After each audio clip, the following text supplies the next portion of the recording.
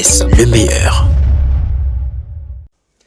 Merci Kinshasa, merci Brazzaville, partout. Bipa ebiso ozu baku ya malamu ya kolanda. Édition ya mkwalelo e bandi. Ticket e kimia ya kolonzambe eko bako yingela o mabota na bino. Na basango misu ticket to sabino ke pona o etali présidentiel 2023 boye bake 49 formulaires izala ki bongo retiré et pas ya seni 24 dossiers ya ba candidature reporter ya seni Patricia Nseya nde a expliqué ki yango. Tout s'est bien passé au niveau des dépôts de candidatures pour les candidats présidents de la République. Nous avions commencé cette opération depuis le 9 septembre 2023 pour la clôturer le 8 octobre 2023. Nous avons travaillé le samedi, nous avons travaillé également les dimanches, donc on n'a pas eu de repos durant ces 30 jours. Je voudrais vous informer qu'il y a eu 49 retraits des formulaires, dont 39 pour les indépendants et 10 pour les partis et regroupements politiques. La CENI a reçu 24 candidatures, parmi lesquelles il n'y a qu'une seule femme qui a postulé. Et les 14 autres dossiers, on ne les a pas reçus parce qu'il y avait des pièces qui manquaient, soit c'était le certificat de nationalité, soit la preuve de paiement, ou même voir il y a des pièces qu'on a amenées qui n'étaient pas notariées. Il y a toutes ces choses-là qui ont fait que d'autres dossiers n'étaient pas reçus au niveau du BRTC. Il faut aussi retenir que parmi les 24 candidats, nous avons 18 candidats indépendants et 6 candidats viennent des partis et regroupements politiques. La plus grosse difficulté rencontrée, c'est celle liée à l'engouement du dernier jour.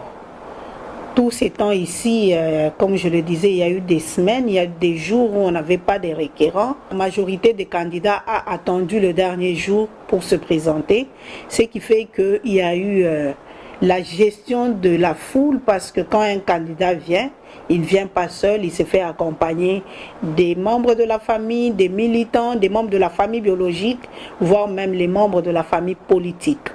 Et c'est ça qui a fait que le dernier jour, nous étions envahis. Je dois reconnaître aussi que nous avons eu des équipes, des professionnels. Nous avons également eu une très bonne équipe au niveau du BRTC, sans oublier l'équipe managériale qui a accompagné cette opération. Les premiers jours, nous avons enregistré 3 candidats, mais après cela, il y a eu quand même une période où il n'y avait plus de candidats pour déposer leur dossier. Au moins, nous avons reçu des mandataires des candidats, voire même les candidats eux-mêmes, pour les retraits des formulaires. Et jusqu'au dernier jour, il y a eu les retraits des formulaires, ce qui a fait que nous avons atteint ce chiffre-là de 49 retraits de formulaires. Les prochaines étapes, nous avons commencé l'étape de retrait et de substitution. Un candidat peut se retirer pendant cette période. Un parti ou regroupement politique peut remplacer son candidat, changer son candidat. Et puis après, s'en suivra la délibération par l'Assemblée plénière pour publier la liste provisoire avant celle définitive après les décisions de la Cour d'appel. La EPST bokanga pe bosimba ke Tony Mwaba abindisaki bongo ba inspecteur nyonso pona kosola o etali qualité ya enseignement elekana kindenge nini boso ba détail na élément oyo.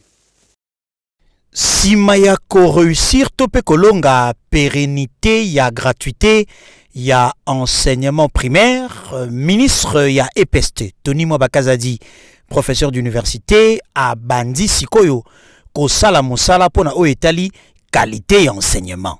Boyeba été ministre Tony Mwaba Kazadi a clôturaki atelier ya élaboration ya manuel évaluation certificative oyo etali makambo ya enseignement primaire. Atelier oyo e bandaki bongo jeudi 5 octobre oyo uti koleka na esika oyo pambate ba travaux etiamaki pona ko permettre na inspection générale ya enseignement ba améliorer système ya évaluation pe élaboration ya manuel à procédure na oyo etali objectif spécifique lokola. Ko identifier ba problème lié à l'organisation et examen d'état, pe ko définir ba piste de solution, ko clarifier les sous gestion ya ba centre national ya organisation, pe na o etali logistique pe finance, na yango ba profitaki pona ko rappeler ba fondamentaux, pe ba innovation ya institution ya examen d'état oyo ezali consigné na kati ya manuel ya procédure, pe na suka nango ba salaki actualisation ya règlement général ya examen d'état. Avant ya kozwa maloba, ministre Tony Mwaba a président qui séance ya signature, ya acte d'engagement, ya inspecteurs provinciaux principaux, document oyo et kozala pe signé un inspecteur général vis-à-vis ya ministère pe inspecteur nyonso oyo bazali pembeni pona kosala musala na secteur ya éducation. Tango azwaki maloba, Tony Mwaba Kazadi a remercié qui pe a félicité ba participants na ndenge bazalaki na molende penza. Parmi les 3 objectifs, nous avons la production du manuel de procédure. Deuxième objectif, c'était des recommandations qui devrions être formulées à l'égard du dysfonctionnement observé jusqu'ici dans notre système des évaluations pour voir comment, à différents niveaux, il fallait améliorer. Et le troisième objectif, c'était la production et la signature des actes d'engagement par les différents intervenants et à tous les niveaux. Alors si vous traînez avec, ne revenez pas pour dire, bon, on avait fait des recommandations, on a fait que chacun immédiatement doit exécuter les tâches ou les recommandations qui viennent de lui être adressées. Ministre des Finances a salé mise au point na Oetali Banyongo ya hôtel de ville. Besoin de détails dans l'élément yango. Mais ça ba simple papier. On a autorisé mais batoubaye na bambongo te. L'air bazuika ba protocole d'accord baké na bango. Et jusqu'aujourd'hui mutumoko aya na projet na mbongo wana o basengaki azate. Ce qui revient à dire, yosa journaliste na bato bazoloba, c'est de nous dire que mbongo wana 100 millions wana ekotaki na banque telle. Eza na banque telle. Ba dekesaki yango na banque telle ou bien na institution financière telle. À ce moment-là, on dit yango. Donc ce qu'il faut donner, ce n'est pas la lettre administrative. Oyoko senga, o sengi mutu abi na autorisé yo mais ba exécuter en côté. Parce que ce sont des gens qui devaient amener ça ba ye nangote. D'ailleurs, ceux qui baya kanango APK ngaza mutaliboso ya koyeba. Quelle est l'institution financière? Oyeye na mbongo wana. APK za mutaliboso il fallait yeba. Mais le gouverneur avait sollicité, il avait sollicité par anticipation. En faisant confiance na ba investisseur wana. Mais bali mwana bango net midinga. Bakina na bango. Moi j'avais suivi Kalamingi Tenaye awa. Il y a même un projet américain qui ont dit qu'ils allaient nous donner 950 millions de dollars. Mais wapiango. Mais c'était un feu. Tu peux savoir 950 millions dans le cadre d'assainissement. Mais est-ce que ça a matérialisé le lot? Est-ce qu'on peut dire que déjà, tout de suite, 950 millions? Mais un projet reste un projet. Il faut que ça soit matérialisé. Or, leur gouverneur Azo Komela, APK, c'est juste pour demander une autorisation pour que à Senga projet wana. APK a coupé sa autorisation, mais la deuxième étape, c'est de matérialiser le projet. Mais si le projet n'est pas matérialisé, comme le cas, il y a 100 millions à nos euros. Mais qu'on dise dans quelle banque? Banque ni mbongo anezaki logé et endettement anezawapi. Nous disons qu'il n'y a pas de dette à ce niveau. En dehors, il y a au misatu na tangi. Que mutaya ko memela bisonde preuve contraire. Na banque boye ezali boye. Na banque boye ezaboye. À ce moment-là, beaucoup mona ke tokosi. Mais biso tolobi te ke Afriland tozana nyongote. Tolobi ke za nyongo, mais nyongo tokutaki. Tolobi te ke Ibeya tozana nyongote. Tozana nyongo, nyongo tokutaki. Et tolobi te ke Tembe o ya indexé biso ke nyongo ezate nyongo ezali mais nyongo tokutaki ke tofuti lelo etikali 280,000 dollars. Bakuluda bamesana ko déranger population na commune ya Masina yango la police kitaki na terrain tina bakona bango bamesana ko batama tango bayoka kibongo tout la musi ya sa BG Mandande azalaki wana pe a commenter yango pona magazine caméra témoin. Na cadre ya kozala na certitude pour la sécurité ya population na biloko na bango ezali ko batela makitoko boyeba ke komanda Beja komanda GG na komanda Botaou bakitaki na terrain awa na commune na Masina bisika nyonso o ezake bana ya kuluna basiejaka bisika o bavandaka baluka bango balandela bango bafuya bango bazali susu te po bauta yo kanga bango nyonso tu et puis population bango mo balobi ke kimia ekoti bondi melanga ke na cadre ya Santo Thomas buka mona buka kwikila bango mo bakitaki pona koyeba soki ezali vraiment ya solo o population balobi na bango bolanda ndenge population bango moko ba expliquer. Nasepeli makasi na mosala bandeko na biso bazosala bazotia kimia na kati ya quartier na biso bazotia vraiment bamama à l'aise na pourquoi tosepeli makasi parce que na quartier na biso tolingi mobulu te tolingi insécurité te tolingi kimia alors tozokenda makonomi tolingi ke population ezala kimia mpona makambo elekapene na ndenge sose tozokoremercie bango koencourage bango bakontinue kosala mosala oyo bazosala Ape balobaki boui. Biso tozali awa rapport totia kimia mais population ezosepela biso te yango tozosenga bakonzi ntango bazomona bato bakomanda oyo basimi mabele oyo tozobunda mpo mabele so bakimia pase mabele na biso mabe eza makasi kuluna eza makasi moyibi makasi mais biso tozokolite contre baincivique mais tokomi lokola bato mo tokomi na problème na auditora yango tozosenga biso toza bakomanda soki likambo ezali bayeba ndenge bakoki kointerpele biso tokodefendre yango parce toza mpona kosala mabe te tozokamande peuple na biloko na bango mpe kobatela population nyonso tu ya Masina 3 na Masina 2 ebela koloba ya te awa tokoloba kitoko mingi pe longonya na la police na komanda Beja komanda Botaou na komanda GG oyo bazali kosala nyonso pona kokokisa commandement pe décision oyo komanda ya ville province ya Kinshasa ya la police le général Blaise Kilimbalimba alobi ke azali déterminé pona kosisa likambo ya kuluna oyo awa na ville province ya Kinshasa kasi bat baza kokokisa yango ezali bangoyo en tout cas dossier ekeye zongi wo Kopi ya makala esalamaka ndenge nini awa tozali na commune ya Ntsele précisément na quartier Kinkole Générose Esengo azalaki wana pe ba détail bozongo na ilima oyo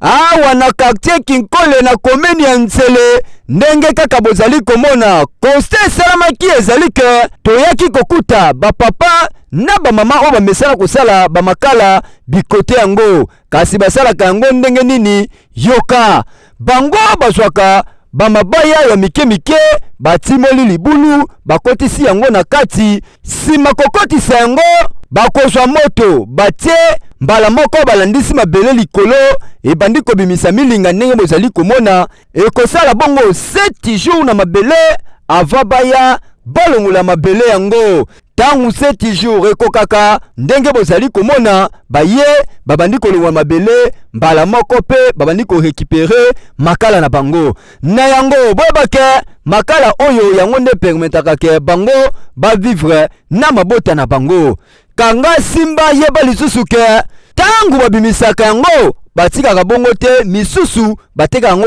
awa kasi misusu bakotisaka yango na kati ya basak moyena 35 000 francs ozwi saki ya makala kasi kantine oyo bozali komona bango mo balobi batekaka yango 3500 nzokande saki ya makala oyo soki obimi na marché minene neti ya Pascal to pe ya marché de la Liberté to pe ya Matete okozwa yango na 85 000 francs kasi bango awa batekaka yango na 35 000 francs sikoyo liboso ya caméra témoin yoka communication ndenge esalemaki kolalela libanda pendant 3 jours 4 jours ntango fule ezozika alors na ntango fule ezozika bozolala libanda soki fule ebeli bamama bangwana bazokanga bazokana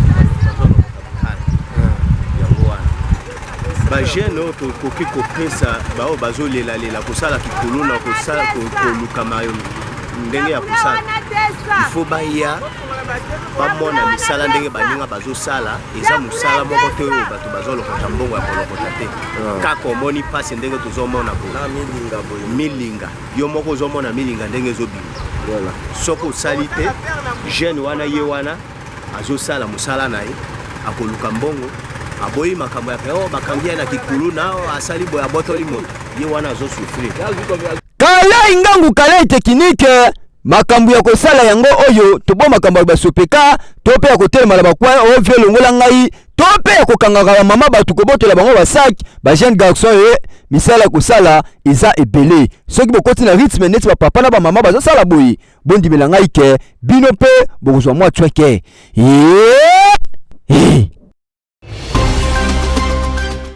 La police ya Sukambundu na quartier 3 na commune ya Masina bakangi bakuluna oyo bamesana ko déranger population. Beje Manda azongi lisusu na commentaire na ilima yango. Bane kuluna mibalo boza komona bango boye baza bano ya mabe libe balibonga c'est-à-dire que bango ndenge baza wana so bakutani na yo babotola nyonso za na nzoto. Ti ozo mona bango boye bauta ko botola mwana mwasi o saki na ye biloko to ezangi na nzoto. O esalaki ke la police ekitaki wana tango bayoki ba plainte wana ba luka bango la police ya Sukambundu. Commandant Lai oyo kitaki na sur terrain bakangi bango. Tango caméra na biso ekitaki wana pona koyebisa bango. To kande baza kotata bana. Mo bakanga ngali chiti. Botola yande kwa mwasi. Tango biso toya dosimama macheti na maboko. Yaza ili kwa moto. Nikomona mutamonta ngoni biso panique akoyi. Ne biso to rapidité to suka sac. Moto bisac. Ba kali kamba lisolo na habité. Olo kute yoka siko ba victime ndenge ba expliquer. Na ili eza bande kwa mbali ndio na kutu ba sangai. Na utafet kozonga na ozonga na moto na kutana na bango na entrée ya avenue oyo ndia pisala nga machette atomboli pena machette alinga papanga ndia moto a transale akwei na moto nde bazunga sac bakei kokende baoke na sac na kutani na ba antikulu na liboso nde bayebisinga non tokota boba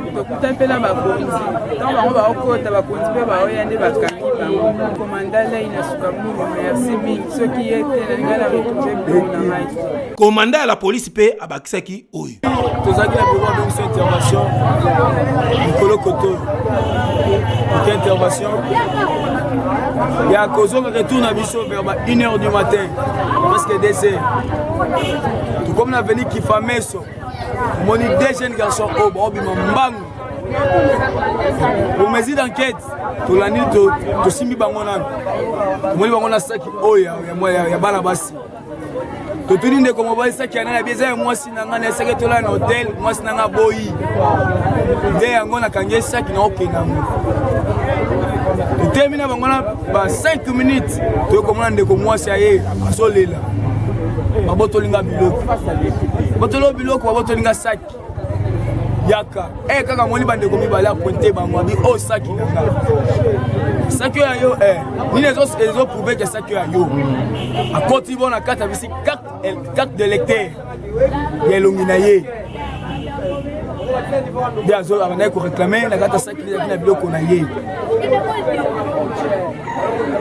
vika toza police toza na posa population vivre en paix toza na posa population etambo ya ngonga nyonso ndenge kone die donner de Kangambila pesa so comme instruction na poste Sukambundu ezo kamba na commandant Lai tokotiaba totiaki bango maboko tokoencheminer bango à qui les droits ezwa charge na bango ndenge ezwaka biso na quartier 3 Masina toko continuer toujours kotia bango maboko pour encheminer bango bano yo ezosenga pena bakende kolia fungule ya solo kuna bakende kolia mindindi na malemba ya moto balapa po ba ope batika libanda batika na misalo ba osala po dossier yo eke ezongi sointin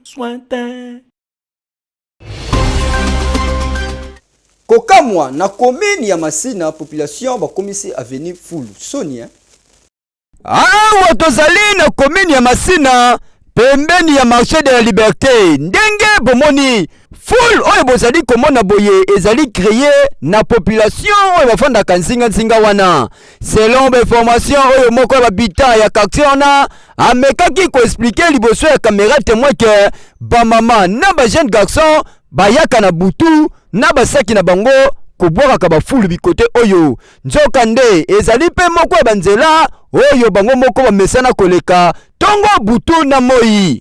Kasi kanga simba pe bake bikote oyo soki omeki oleka esengeli okanga zolo pena munoko soki te maladi ya ndenge na ndenge ekozanga yo te. Sikoyo boyoka moko ya babite yango ndenge alobaki.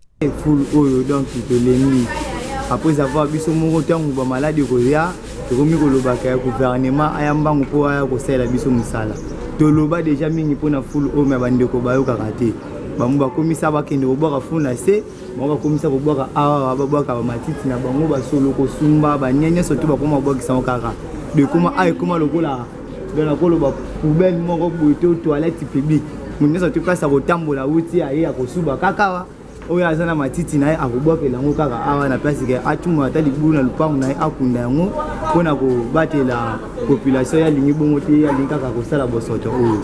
Makambu ya boye eza mabe eza kobebisa bote ya marché de la liberté boyebaka ezali marché moko ya munene oyo ekenda ntango na libanda ya mboka kasi population tokosenga na bino botika koya kobwaka bafulu bikote oyo po ezosala vraiment mabe makasi oyo tolobaki te.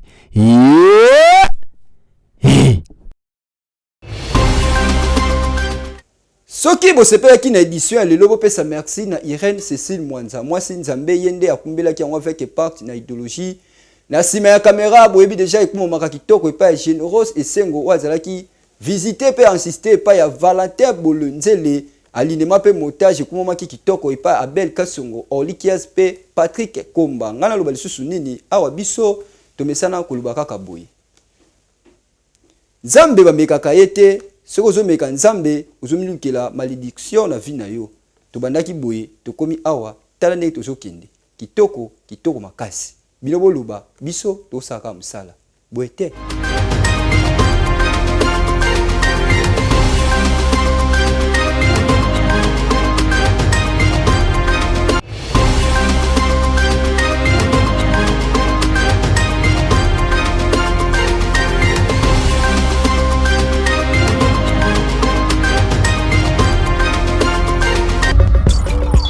GIS, le meilleur.